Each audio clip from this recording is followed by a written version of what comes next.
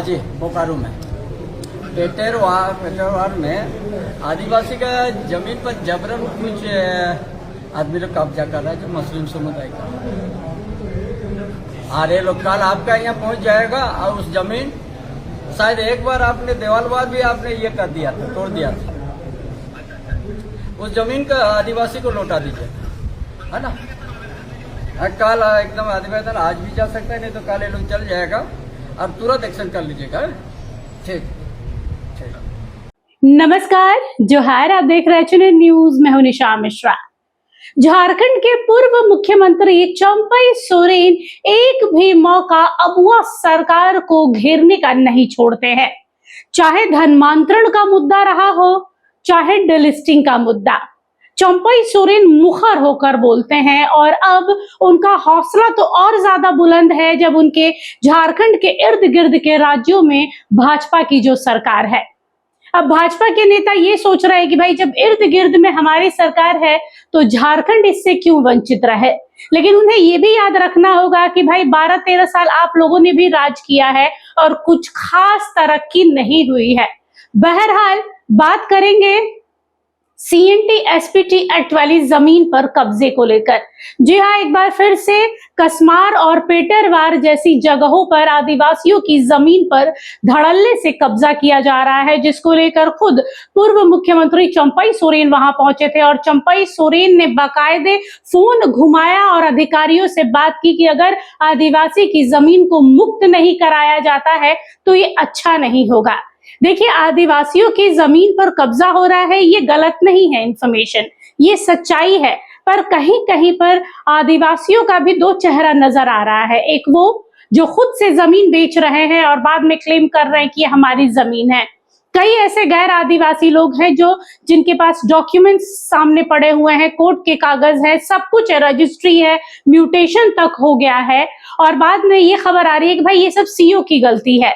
ये गलती किसकी है? नहीं, ऐसा नहीं है कि गैर आदिवासी नहीं जानते हैं कि CNT एक्ट की जमीनें या SPT एक्ट वाली जमीनें हमें नहीं खरीदनी चाहिए, ये आज नहीं तो कल हमारे हाथ से जाएगी। और आदिवासी भी ऐसा नहीं है कि नहीं जानते हैं कि हमारी जमीनें कोई खरीद नहीं सकता। CNT तो फिर भी एक आदिवासी दूसरे आदिवासी को बेच सकता है, लेकिन SPT में तो इसमें भी कई सारे प्रावधान बने हुए हैं कि आपको DC साहब के हस्तक्षेप की जरूरत पड़ेगी, तब जाके आपका जमीन किसी और के नाम पे हस्तांतरण होगा और ना जाने क्या क्या।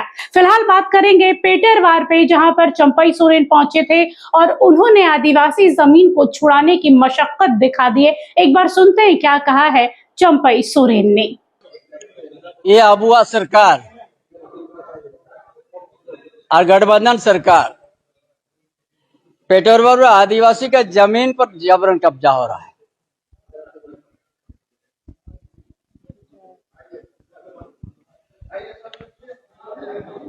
आपके पास लोग आए हैं फरियाद लेकर, क्या कहेंगे इस पर? क्या हो रहा है? इसमें शिकायत करने आया शिवनाथ सोरेन, विनोद बिहारी माझी, लालचंद सोरेन। क्या करने जा रहे हैं इस मामले पे? आपके पास लोग फरियाद लेकर आए हैं।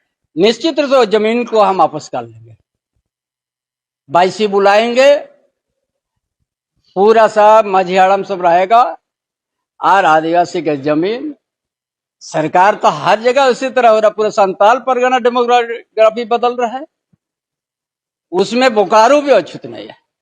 क्या मान रहे हैं कि अबुआ सरकार में आदिवासी का जमीन सुरक्षित नहीं है, ना माँ बहन का सुरक्षित। वो मामला है, वो सर्वे जमीन है ना, उसमें एक बार घर बना दिया था जबरन से ही, तो वहाँ एक बार गिरवाए हैं, ये SDO के माध्यम से वहाँ गिर चुका है और फिर वहीं पर पूरा उस जगह जमीन पूरा ही घर बना दिया। कितना जमीन? उस जगह है 70-80 डेसिमिल है एक जगह, और इधर अगल बगल फिर है पूरा मिलजुल के होगा 3-4 एकड़। कहाँ का मामला है, किस जगह? ये हड़मिट्टा पन्नाटाड़ का है, उलगड्डा पंचायत में, पेटरवार प्रखंड, कौन सा पड़ता है? पेटरवार। इन लोगों के द्वारा आपकी जमीन कब्जा किया जा रहा है, कौन लोग? वो एक फकरुद्दीन अंसारी है, कुदरत अंसारी है, शौकत अंसारी है और